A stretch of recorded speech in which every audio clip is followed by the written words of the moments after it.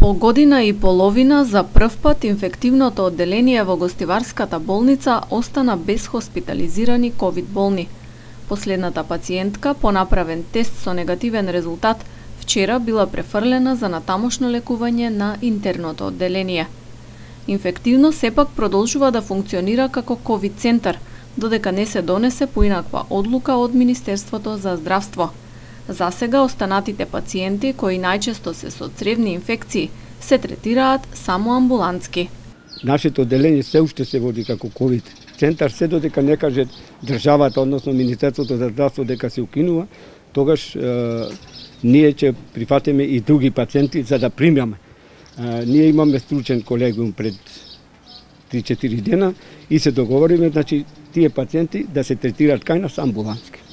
Амбулантски ние сега ги третираме само цревните, најчесто цревните инфекции, бидејќи сега се актуелни тие гастроинтестинални инфекции со проливи, повраќања, грчеви во стомакот, малаксаност, некои со покачена температура.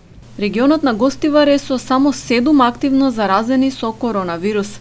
Изминатата недела имаше само еден нов случај, додека нови приеми на инфективно немало 2 недели.